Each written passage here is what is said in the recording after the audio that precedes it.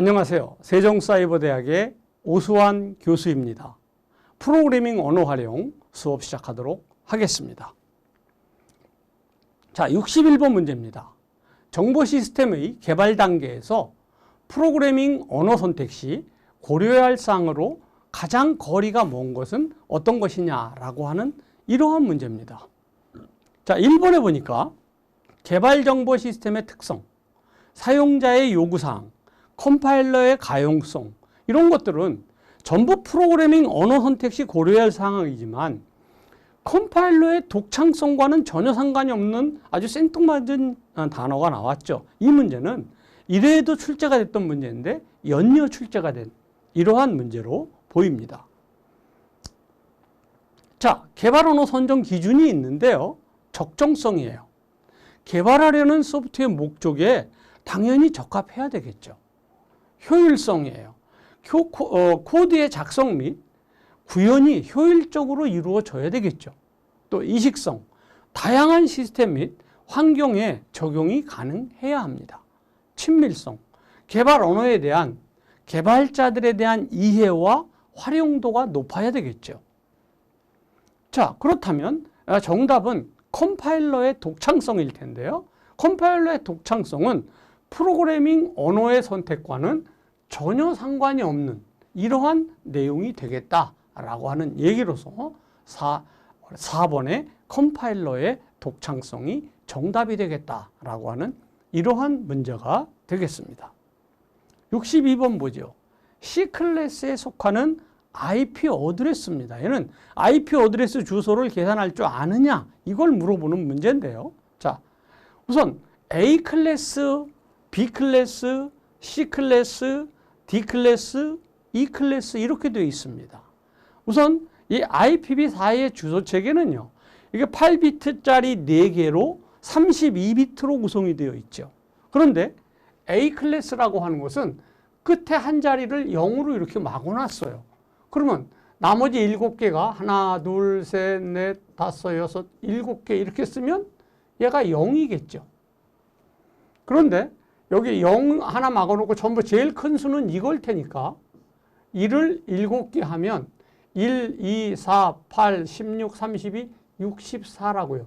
이걸 다 더하면 1, 2, 4, 8, 16, 32 이걸 다 더하면 127이 돼요. 그러니까 0번부터 127까지는 A클래스에 해당이 된다. 이런 얘기죠.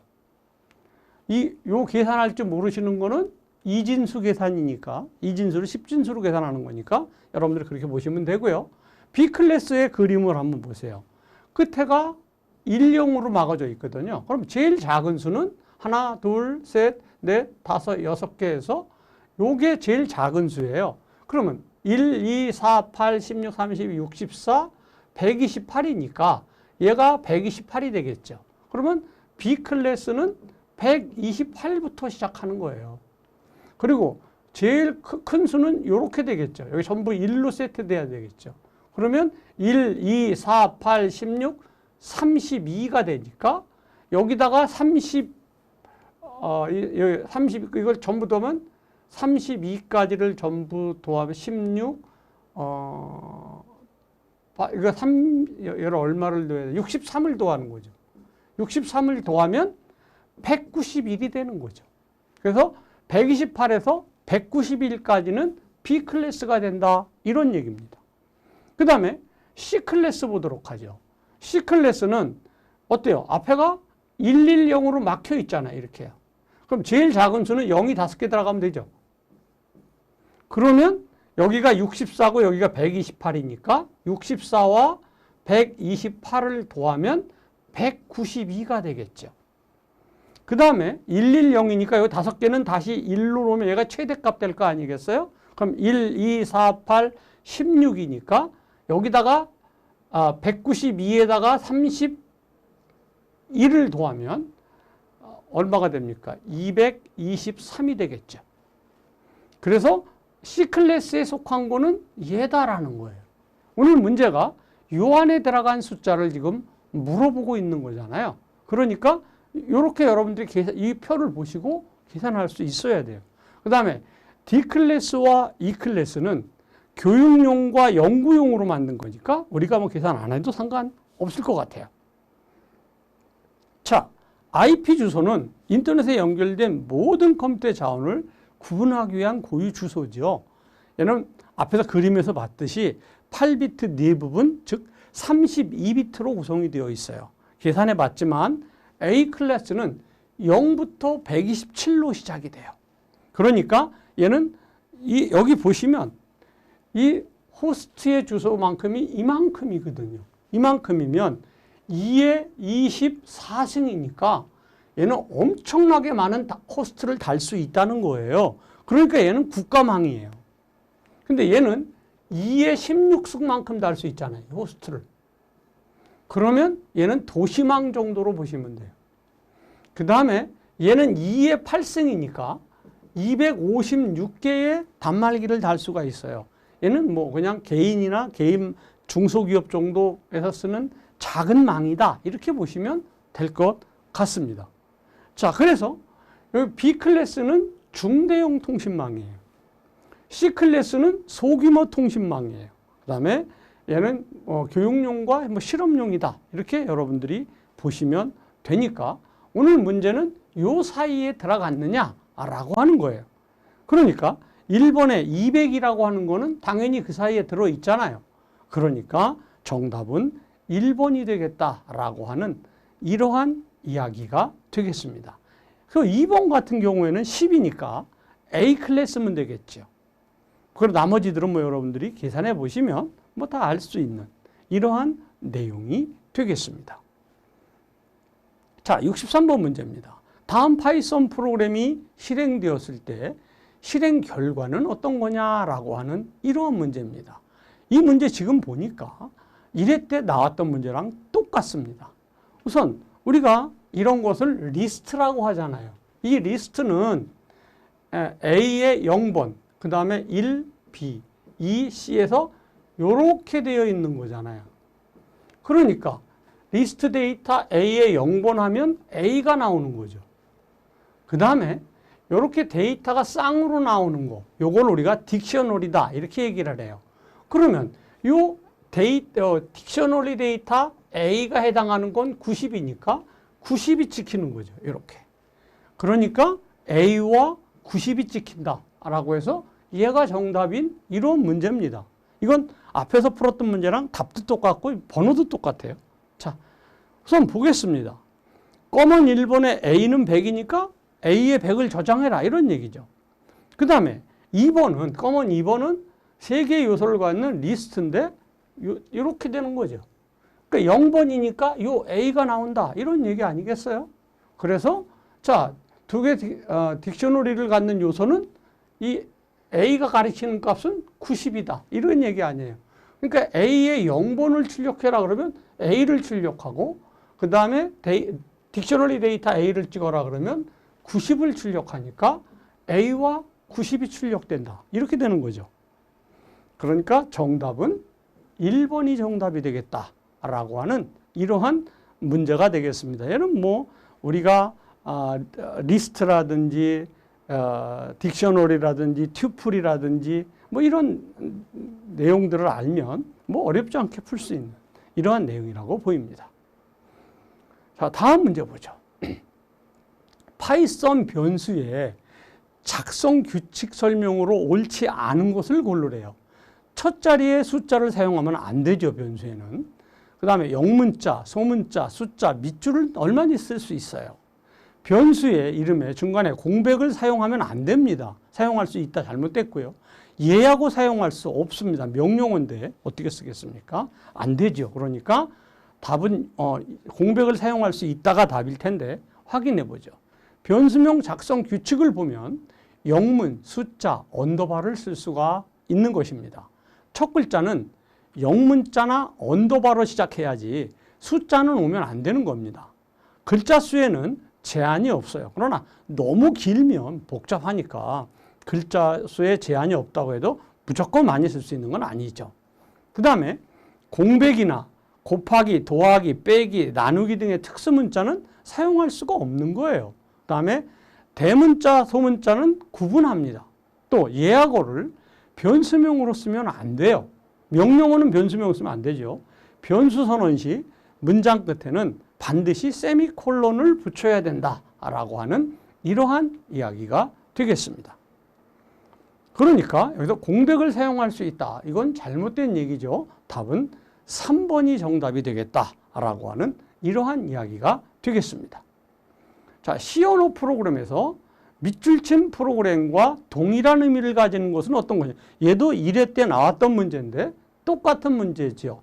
이게 지금 요걸 말하는 거죠. 요 지금 이 밑줄친 부분이 요거니까 A의 부정 and B의 부정 이거에 대한 이야기인데 얘는 우리가 드모르간의 법칙이다라고 하는 거죠. 이 드모르간의 법칙이라고 하는 것은 자 A 플러스 B다 이렇게 돼 있으면 얘를 이렇게 가르면 이렇게 된다라고 하는 거죠. 저는 그래서 이걸 강의할 때 망치의 법칙이다 이렇게 얘기해요. 망치로 여기를 때리면 얘가 갈라지면서 얘가 이렇게 곱하기로 변한다 이런 거고요.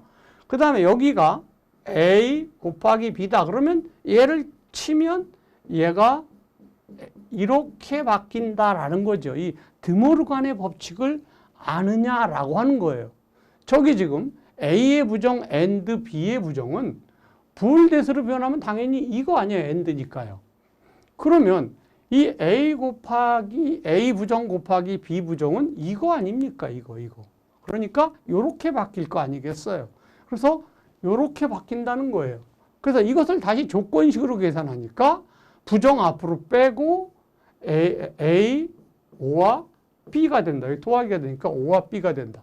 이렇게 바뀐다라고 하는 것이니까 여러분들이 뭐 이제 드모르간의 법칙을 알면 뭐 쉽게 풀 수 있는 이러한 문제가 아닐까 이렇게 생각이 듭니다. 뭐 나머지 여기 다중포분이 있습니다만은 다중포분과는 뭐 상관이 없는 이러한 문제라 답은 2번이 정답이 되겠다라고 하는 이러한 내용이 되겠습니다. 다음 보죠. 다음 페이지 교체 알고리즘이 아닌 것은 어떤 것이냐. 이 페이지 교체 알고리즘에는 P4가 있고요. LFU가 있는데 LUF 이거 잘못된 거죠. 옵셔널 있고 LRU 있습니다. 자, 확인해 보시죠.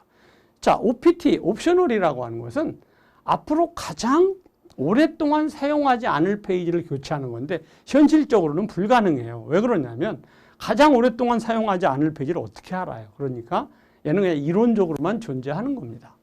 P4는 first in, first out이니까 먼저 들어간 거 먼저 빼는 거고요. LRU는 가장 오랫동안 사용하지 않은 페이지를 교체하는 거예요. recently used다라고 하는 거죠. 그 다음에 LFU라고 하는 것은 recent frequently used예요. 참조 횟수가 가장 적은 페이지를 교체하는 거예요. MFU가 있고 NUR이다라고 하는 것은 not used recently다라고 해서 최근에 사용하지 않은 페이지를 교체해라.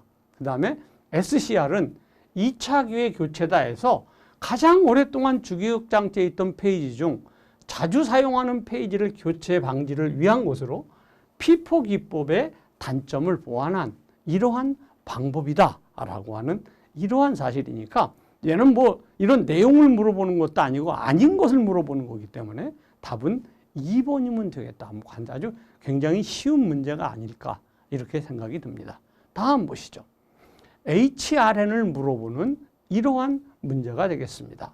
HRN 방식의 스케줄링을 할 때 입력된 작업이 다음과 같을 때 처리되는 작업 순서로 옳은 것은 어떤 것이냐라고 했는데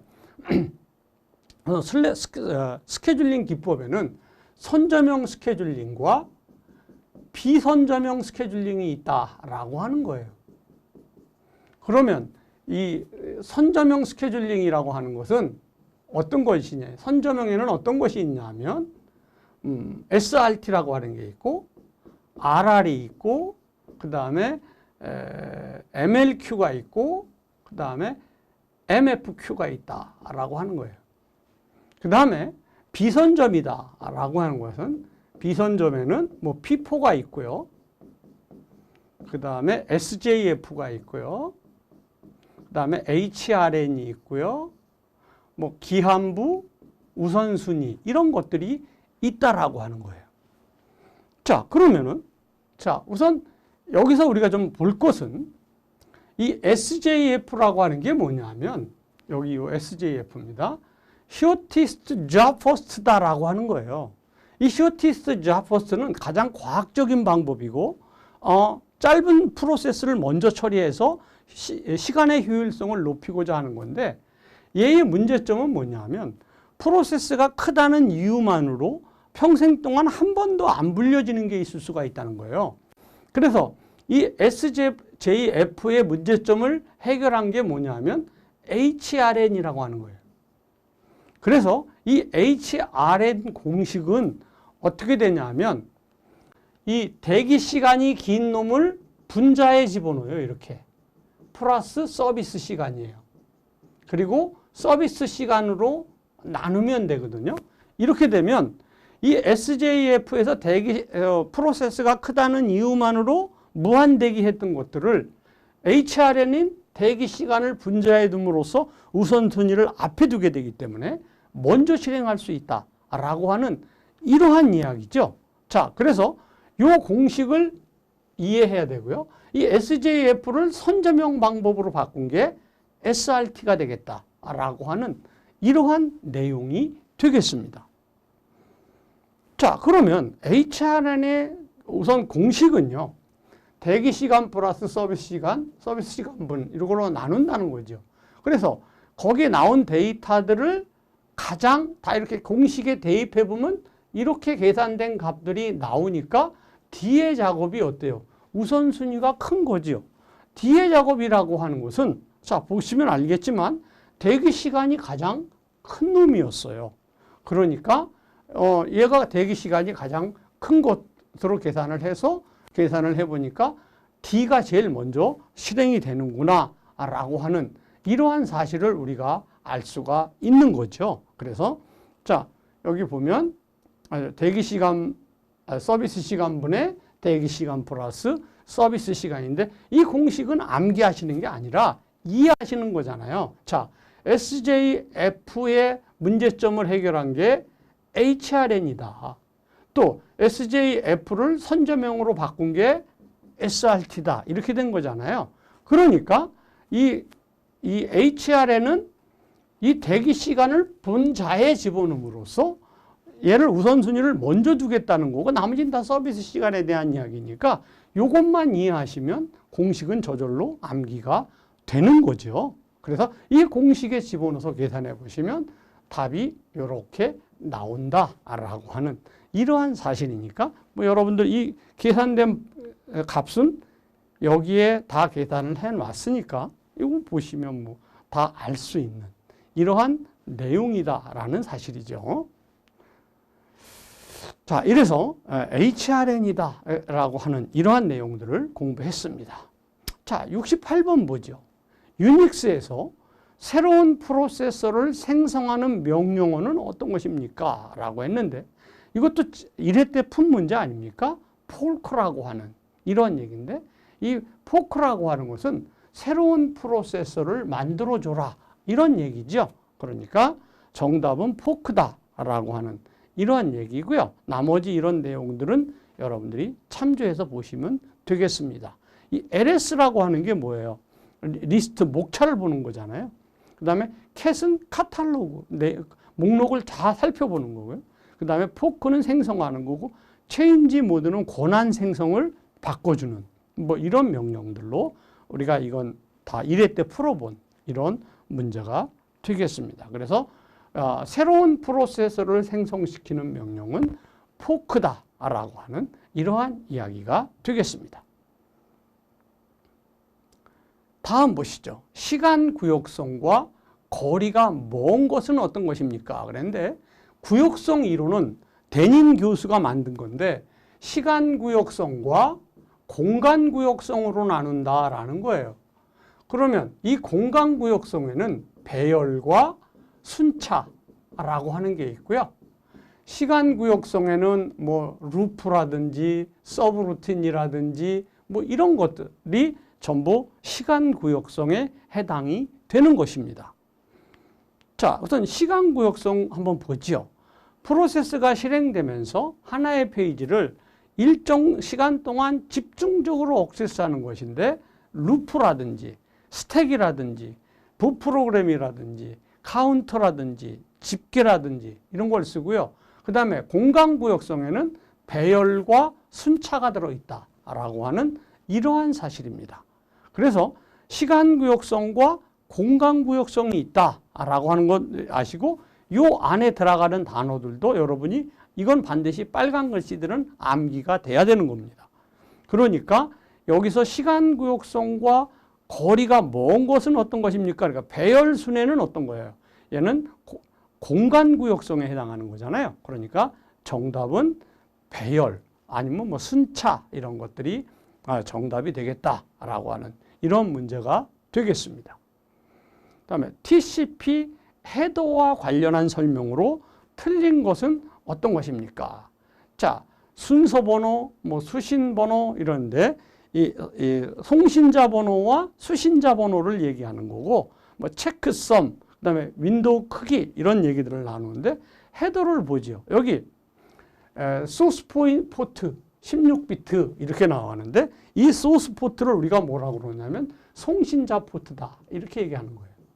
그 다음에 디스토네이션 포트다 얘는 수신자 포트를 얘기하는 거죠. 그 다음에 얘는 뭐 시퀀스 넘버니까 순서 번호죠. 뭐 언크널리지먼트 넘버 뭐 이렇게 쭉 나오고 거기에 따른 이런 동기 신호들이 있습니다. 그 다음에 체크썸이 있고요. 유저 포인트가 있고 옵션이 있는데 한번 보시죠. 자, 우선 송신자 포트죠. 그 다음에 수신자 포트죠. 순서 번호는 송신자가 전송한 데이터의 순서 번호를 이야기합니다. 응답 번호는 제대로 수신했는지 여부를 수신하는 이 엔클로지먼트 넘버입니다. 헤더의 길이는 최대 60바이트입니다. 그 다음에 리저브드는 다른 사용 목적으로 확보된 필드고요. 윈도우의 사이즈의 크기는 2의 16승이에요. 2의 16승은 65,535가 되겠고요. 체크썸은 헤더와 데이터의 오류 검사용으로 쓰고 긴급 포인터는 긴급 데이터 처리용으로 사용하는 이러한 내용의 이 TCP 헤더예요. 이 TCP 헤더는 제가 이래 때도 잠깐 설명을 드렸는데 UDP 헤더에 비해서는 굉장히 복잡해요. UDP 헤더는 이거보다 훨씬 더 간단하게 되어 있거든요. 그 이유는 TCP 헤더는 연결성을 지향하는 거고요. UDP는 빠르게 연결만 해주는 비연결성이란 말이죠. 그래서 이 헤더의 구조가 다르다라고 하는 이 사실을 여러분들이 아울러서 알아주시면 좋을 것 같습니다. 자, 수신 번호는 전달하는 바이트마다 번호가 부여되죠. 수신 확인 번호는 상대편 호스트에 받으려는 바이트 번호를 정의하고요. 체크썸은 데이터를 포함한 세그먼트의 오류를 검사하는 거예요. 그러나 윈도우의 크기는 송수신식의 버퍼 크기로 최대 32,767 아니죠. 6만 아까 2의 16승 62,535 이거 되니까 얘가 4번이 틀린 이야기가 되겠죠. 얘는 2의 16승 마이너스 1에서 65,535가 된다라고 하는 이러한 사실이고요. 답은 4번이 되겠다라고 하는 이러한 내용이 되겠습니다. 자, OSI 7레이어 문제가 나왔네요. OSI 계층 모델에서 전송에 필요한 장치 간의 실제 접속과 절단 등 여기 기계적, 정기적, 기능적, 절차적인 특성을 정의한 계층은 뭡니까? 이건 지난번 1회 때 똑같은 문제가 나와서 물리계층이다라고 우리가 풀어본 이러한 얘기죠. 밑에 보니까 물리계층에 대한 설명이다. 이렇게 주석을 달아놨네요. 답은 물리계층인데 우리가 얘는 OSI 7레이어를 반드시 알아야 돼요. 여기 보니까 RS232C라고 하는 시리얼 포트가 있어요. 이 RS232C 시리얼 포트는 이렇게 기본적으로 25핀짜리가 이렇게 되어 있는 거죠. 뭐 물론 16핀짜리도 있고 9핀짜리도 있긴 합니다만은 모니터에 연결되는 건 16핀짜리 과거의 모니터들이죠. 그런데 이 시리얼 포트에 요 2번 핀과 3번 핀은 송신과 수신에 해당한다. 라고 하는 이런 기능적인 것들을 이야기하는 거고요. 그 다음에 이 포트마다 다 정기적인 강도가 다르니까 구분하겠죠. 그러니까 뭐 기계적, 기능적, 절차적, 정기적 이런 특성에 대한 규칙이 정의되어 있다라고 하는 거예요. 그러니까 이 물리계층이라고 하는 것은 간단하게 그림으로 그려보면 우리가 컴퓨터가 이렇게 있으면 우리가 모뎀을 하나 달 거 아니겠어요. 그럼 이 모뎀을 시리얼 포트에 어떻게 연결할 것이냐라고 하는 장치 간의 접속과 절단 등에 필요한 전송 매체들의 구성에 대한 이야기를 이야기하는 게 물리계층이 하는 이야기예요. 얘는 절대 암기하셔서는 안 돼요. 이해를 하셔야 되는 이러한 내용이니까 여러분들이 그렇게 이해를 좀 해주시면 좋을 것 같아요. 그 다음에 데이터 링크 계층이라고 하는 것은 이 신뢰성이라고 하는 게 가장 키워드예요. 우리가 여기에 보면 플레임이라고 하는 단어가 보이죠. 여기 맥 주소라고 하는 게 보이시죠. 자, 보면은 우리가 가정에서 인터넷을 연결할 때 컴퓨터가 이렇게 뭐 요즘 가정에 컴퓨터 몇 대씩 있을 수 있으니까요. 있으면 이렇게 인터넷을 이렇게 연결하지 않지 않습니까? 이렇게 연결하면 인터넷 비용을 다 따로 내야 되니까 우리가 인터넷을 연결할 땐 어떻게 연결하나요? 이렇게 연결하는 거 아니겠어요? 여기 공유기 하나 달고 그 다음에 이렇게 연결해서 연결하는 거 아니겠어요? 바로 이 연결을 이야기하는 게 데이터 링크 계층이에요. 그러면 이 컴퓨터를 우리가 A라고 하고 얘를 B라고 하고 얘를 C라고 한번 해보지요. 그러면 얘네들 A, B, C가 서로 데이터를 전송할 때 신뢰성 있게 전송을 해야 돼요. 오류 제어, 순서 제어 이런 것들이 흐름 제어 이런 것들이 여기서 일어나야 데이터를 서로 주고받을 수 있을 거 아니겠습니까? 그러면 얘네들은 전부 랜 카드가 들어있을 거예요. 이 안에. 랜 카드로 다 연결이 된 거잖아요. 그러면 이 랜 카드의 고유 번호가 맥 주소라고 하는 거예요. 그래서 이 맥 주소로 데이터를 서로 다 주고받을 수 있어요. 그러니까 얘는 뭐에 대한 이야기냐면 랜에 대한 이야기, 랜 연결에 대한 이야기지요. 그럼 데이터를 주고받을 때는 프레임 단위로 데이터를 주고받는다라고 하는 이러한 사실인데 이런 프레임은 HDLC라고 하는 이러한 것에 의해서 구성이 된다라고 하는 이러한 얘기니까 여기 흐름 제어, 프레임 동기화, 오류 제어, 순서 제어 이건 다 신뢰성이라는 단어 하나로 표현이 가능할 수 있는 이러한 이야기가 되겠다는 거죠. 그래서 여러분들이 데이터 링크 계층까지 여기 얘도 랜에 대한 이야기고 얘도 랜에 대한 이야기다 라고 하는 거예요. 그러면 이제 이 세상을 넘어가면 여기부터는 이제 라우터가 나오거든요. 라우터 이후에는 인터넷 세상이 되는, 웬 세상이 되는 거예요. 그래서 조금 더 정리해서 한번 그려보면은요. 자, 우선 가정의 PC들이 이렇게 있다고 가정을 해보죠. 그러면 얘는 이렇게 연결이 된다는 거 아니겠어요? 여기까지가 무슨 계층이에요? 데이터 링크 계층이고 요 하나하나를 연결하는 건 물리 계층이라는 거죠. 그 여기에 이제 라우터라고 하는 것을 넘어가면 이제 네트워크 계층이 되는 거예요. 그래서 네트워크 계층이라고 하는 것은 네트워크의 연결 관리, 연결을 설정하고 유지하고 해제하는 이러한 역할을 하는 거지요.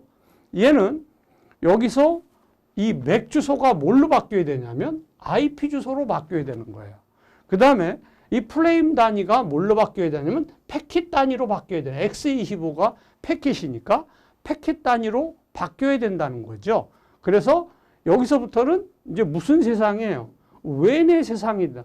인터넷으로 접속이 됐다라고 하는 이런 얘기고 이 라우터가 하는 일은 최적의 경로를 설정해주는 이러한 역할을 해주는 거 아니겠어요? 그러니까 여기서 맥 주소를 IP 주소로 바꾼다. 이제 정리해 보도록 하겠습니다. 자, 우선 맥 주소를 IP 주소로 바꾼다. 이걸 우리가 뭐라 그러냐? RARP다라고 하는 이러한 얘기예요. 그럼 반대로 IP 주소를 맥 주소로 바꾸는 걸 뭐라고 그러냐? 어드레스 리소스 프로토콜이다. ARP다. 이렇게 이야기하는 이러한 얘기가 되는 거죠. 그러니까 우리가 여기 이 물리 계층에서는 이 단어를 기억하셔야 되고요. 데이터 링크 계층에서는 신뢰성과 맥 주소와 프레임이 어떻게 되는 거냐 이걸 기억하셔야 되고, 네트워크 계층에서는 IP와 패킷이라고 하는 X.25 그 다음에 네트워크의 연결 설정 유지 해제가 된다라고 하는 것을 기억하셔야 될 것입니다. 자, 그 다음에 전송 계층은 우리 아까 TCP 헤더에 대해서 보셨잖아요. TCP와 UDP에 대한 이야기인데, 이 전송 계층도 가장 중요한 단어가 신뢰성이라고 하는 거예요. 근데 그러면 아까 우리가 뭡니까? 이 앞에 데이터 링크 계층에서도 신뢰성인데, 그럼 여기 전송 계층에서도 신뢰성은 뭐냐? 이렇게 이제 궁금해 하실 분이 계실 건데, 이 앞에서 제가 데이터 링크 계층은 랜에 대한 이야기예요. 이렇게 얘기했잖아요. 그럼 IP 계층부터, 네트워크 계층부터 넘어오면서 전송 계층은 웬에 대한 이야기란 말이죠. 그러니까 이 웬에 대한 신뢰성을 이야기하는 이런 얘기죠. 신뢰성이니까 당연히 오류 제어, 흐름 제어 뭐 이런 것들이 나가는 거고요. 여기서 중요한 키워드는 TCP라고 하는 것은 연결성이다. 끝까지 연결을 책임을 져줘요. 아까 우리 헤더 보셨잖아요. 근데 UDP다. 얘는 비연결성이에요. 얘는 그냥 빠르게 연결만 해주지 연결을 책임지지는 않는다라고 하는 이러한 사실이 되는 거죠. 그래서 전송 계층의 키워드는 신뢰성과 TCP와 UDP를 이해하느냐라고 하는 이러한 이야기가 이 전송 계층이 하는 거고요. 그 다음에 세션 계층의 키워드는 뭐냐면 이 동기점이라는 거, 체크점이라고 하는 거예요. 그래서 서로 연결시켜주는 동기점을 맞춰주는 거예요. 그래서 대화 제어를 담당하는 거예요. 그래서 동기 제어, 데이터 교환 관리 이런 것들을 해주는 거고, 오류가 있는 데이터를 위해서 회복을 위해 사용되는 것으로 소동기점과 대동기점이 있다라고 하는 이러한 이야기를 얘기해요. 그러니까 세션 계층이다라고 하는 것은 동기점이다라고 하고, 그 다음에 동기의 제어와 대화 제어 뭐 이런 것들을 키워드로 삼아서 보시면 될 것 같아요. 그 다음에 표현 계층이라고 하는 것은 암호화, 압축, 뭐 포맷 이런 것들인데, 표현 계층은 해킹을 방지하기 위해서 암호화를 한다든지 압축을 한다든지 이런 문맥 관리 기능을 한다든지 뭐 이런 것들을 하는 거죠. 주로 응용 계층에서 받아서 암호화하고 압축하고 포맷하는 이런 역할들을 하겠습니다.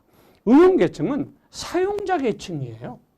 그래서 서비스를 제공해 주는 건데, 우리가 뭐 www라고 하는 거, http 뭐 www 이렇게 나가잖아요.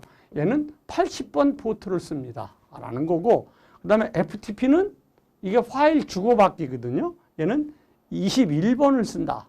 21, 22까지, SSH 22까지. 그 다음에 텔넷 23번. 그 다음에 SMTP는 이메일이잖아요. 얘는 25번을 쓴다라고 하는 이러한 이야기가 되겠습니다.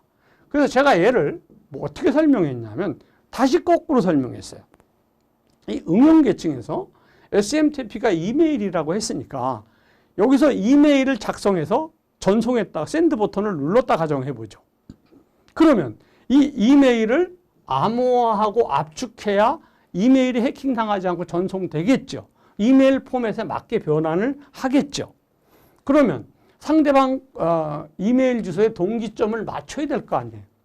그래서 오류 없이 보낼 수 있도록 어때요? 설정을 맞춰주는 거죠. 그러면 이 전송 계층에서 TCP가 어떻게 연결을 설정해줘서 데이터 전송이 가능하도록 이메일이 날아갈 수 있도록 해준다라고 하는 이러한 이야기가 되는 거 아니겠어요? 그 다음에 거기서 넘어왔으면 어때요? 연결 설정을 이 네트워크의 IP 주소와 패켓 단위로 날아갈 수 있도록 해주고, 이제 날아가서 상대방 컴퓨터에 들어갈 때는 이 IP 주소를 뭘로 바꿔줘요? 상대방 하드웨어에 있는 맥 주소로 바꿔줘야 될 거 아니에요. 그리고 패켓 단위를 프레임 단위로 바꿔줘야 상대방 컴퓨터에 안착이 되겠죠. 그러면 그 상대방 컴퓨터에 들어간 게 여기 모니터에 어떻게 이메일이 이렇게 뜨게끔 만들게 그 시리얼 포트의 랜 카드를 통해서 화면에 이제 뭐 이게 뜨지 않게 랜 카드를 전송을 통해서 모니터로 어때요? 이메일이 전송이 될 테니까 이 OSI 7 레이어를 이메일로 우리가 압축해서 봐도 충분히 이해할 수 있다라고 하는 이러한 내용으로 우리가 보시면 되겠어요. 그러니까 물리 계층과 데이터 링크 계층은 랜에 관한 이야기다. 네트워크 계층부터는 웬에 관한 이야기다 라고 하는 이러한 이야기로 OSI 7 레이어를 여러분들이 반드시 이해하셔야 돼요. 제가 지금 긴 시간 설명했습니다만은 이것도 1회, 2회 연속 지금 긴 시간 설명을 했는데 잘 이해하시기를 바라겠습니다.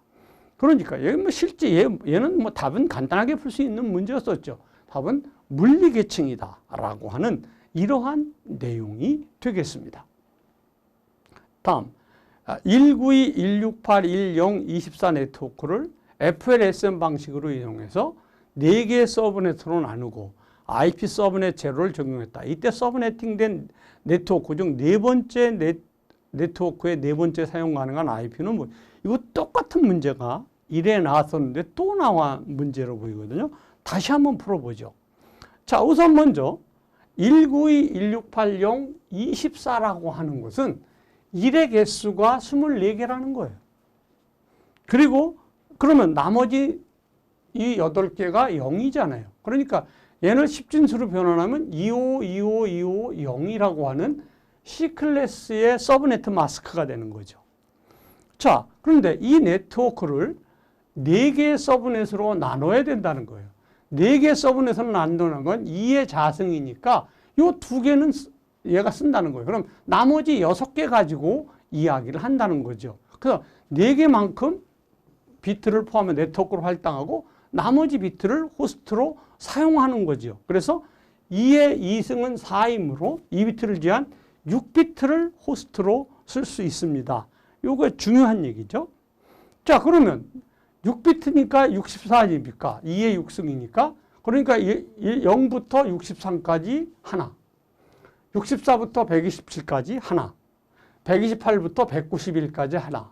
그 다음에 192에서 255까지 하나. 이렇게 해서 총 4개로 나눴어요. 그러면 네 번째니까 얘 아닙니까? 얘. 그러면 192, 168, 192는 대표 주소로 쓰게 돼요. 그래서 193부터 쓰는 거예요. 193, 194, 195, 196이 네 번째가 되는 거니까 사용 가능한 주소는 네 번째 사용 가능한 주소는 바로 이렇게 됩니다. 라고 하는 거예요. 그러니까 여러분들이 이 IP 주소 계산하는 문제는 제가 아까 A 클래스, B 클래스, C 클래스에 계산하는 문제를 가르쳐 드렸듯이 똑같아요. 2진수를 10진수로 변환하는 진법, 변환에 좀 능통해야 되고요. 그 다음에 이렇게 문제들을 자주 풀어보시면 뭐 어렵지 않게 풀 수 있는 이러한 문제로 보여집니다. 그러니까 여기서 네 번째로 사용할 수 있는 것은 바로 196인 얘가 되겠다라고 하는 이러한 이야기가 되는 이러한 문제가 되겠습니다. 그래서 답은 3번이다. 이렇게 되는 이러한 문제입니다. 이 문제는 1회에 이어서 2회에서도 제가 좀 자세히 설명드렸는데 여러분들이 잘 소화하시기를 바랍니다.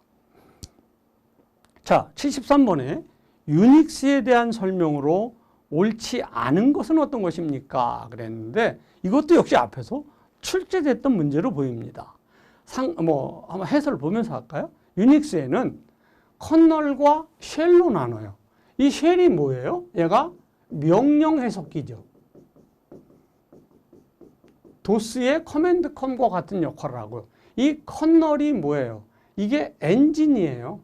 가장 핵심이라고 하는 사실이죠. 유닉스의 가장 핵심은 커널이에요. 이 커널이 하는 것은 뭐 프로세서를 관리하고 뭐 이런 시스템의 자원의 총체적인 관리를 다 이 커널이 하는 거죠. 자, 이 커널은 유닉스의 가장 핵심적인 부분이에요. 컴퓨터가 부팅될 때 주기억 장치에 적재되는 상주되면서 실행이 돼요. 하드웨어를 보호하고 프로그램과 하드웨어 간의 인터페이스 역할을 하고, 그 다음에 프로세스 관리를 우리가 CPU 스케줄링이다. 뭐 프로세스가 처리기 아니에요. CPU죠. 그러니까 프로세스 관리, CPU 관리, CPU 스케줄링 이렇게 얘기해요. 그 다음에 기억장치 관리, 파일 관리, 입출력 관리, 프로세스 간의 통신, 데이터 전송 및 변환 등 여러 가지 자원들을 쓸 수 있도록 해주는 것이 바로 이 커널이다라고 하는 거예요. 그 다음에 이 쉘은 사용자의 명령어를 명령 해석기예요.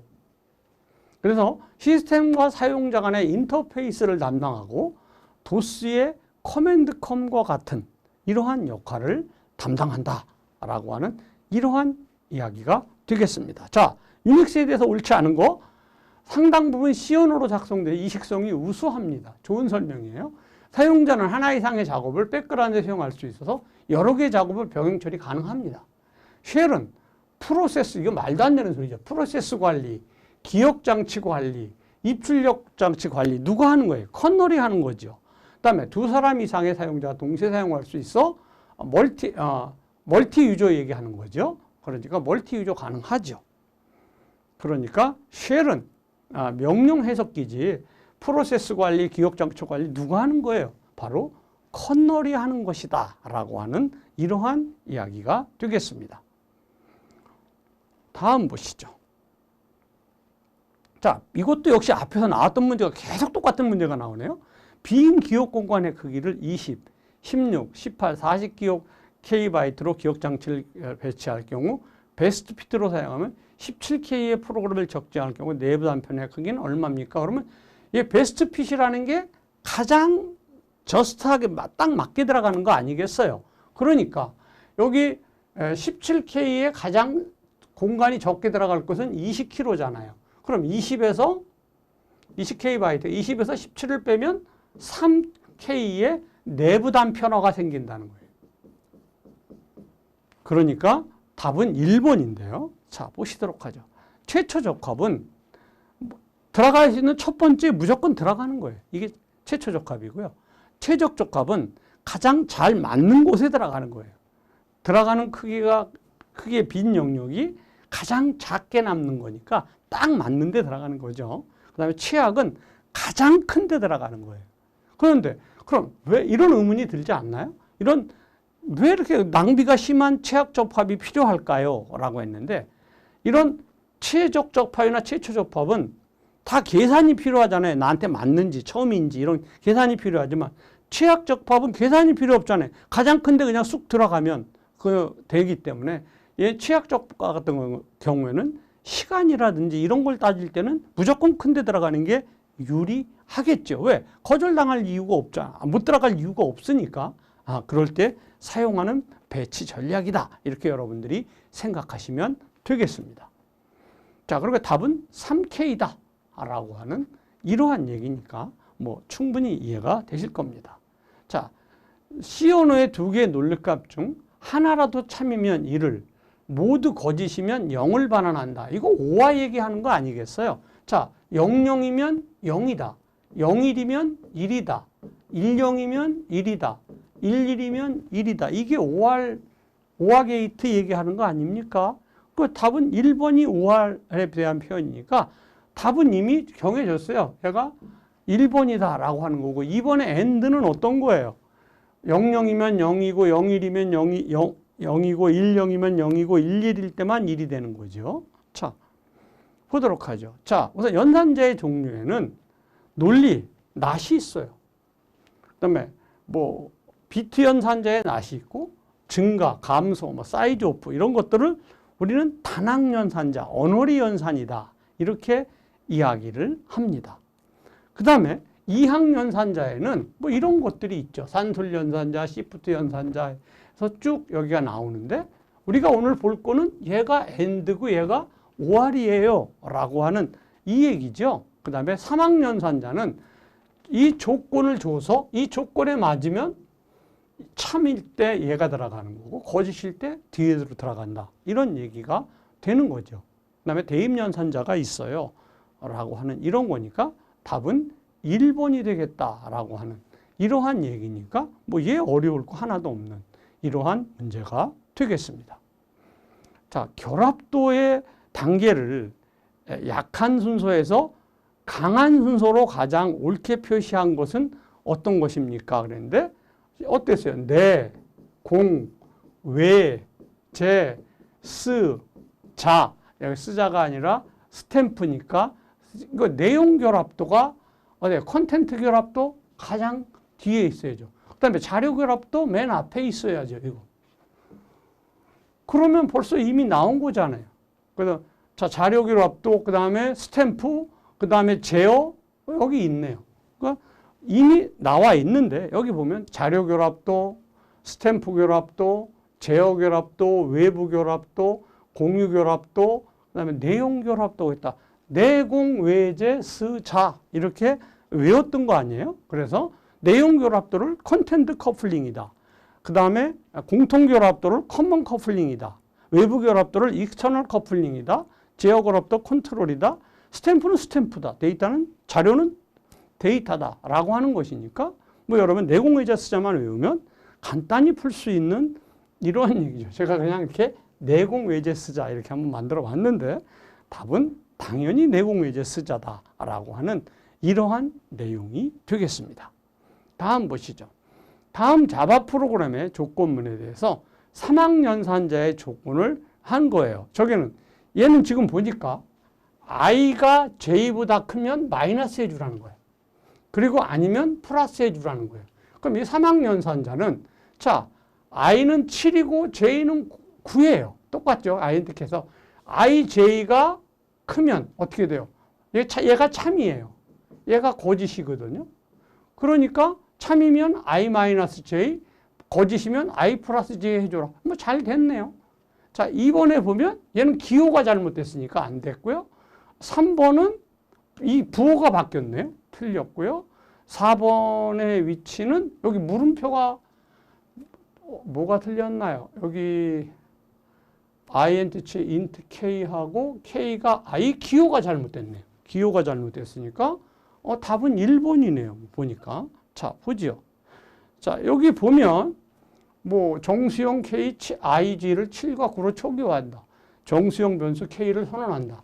i의 값이 j보다 크면 마이너스 해주고 그 다음에 작거나 같으면 플러스 해줘라 라고 하는 이러한 얘기니까 정답은 1번이 되겠다라고 하는. 그러니까 3학년산자의 문법을 아느냐라고 하는 것을 물어보는 이러한 문제가 됐습니다.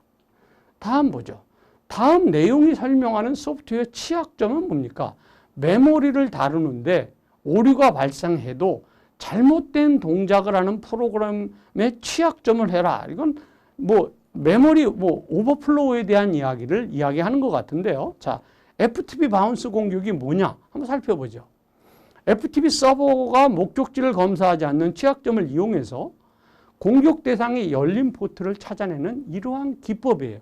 그 다음에 SQL 삽입 공격, 인젝션 공격은 전문 스캐너 프로그램 혹은 본넷을 이용해서 웹사이트를 무차별하는 과정에서 취약한 사이트가 발견되면 데이터베이스의 조작을 SQL을 공격하는 이러한 약점이죠. 그다음에 디렉터리 접근 공격은 데이터 입출력 경로를 조작함으로써 허가되지 않은 디렉토리에 접근해서 무단으로 데이터를 수정하거나 삭제할 수 있는 이런 보안의 약점을 이야기하고 있는 이러한 이야기가 되겠습니다. 그래서 답은 여기 버퍼 오버플로우다라고 하는 이해가 답일 건데요.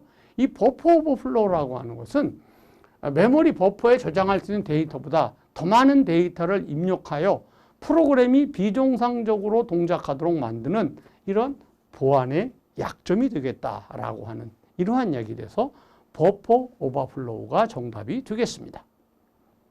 다음 보죠.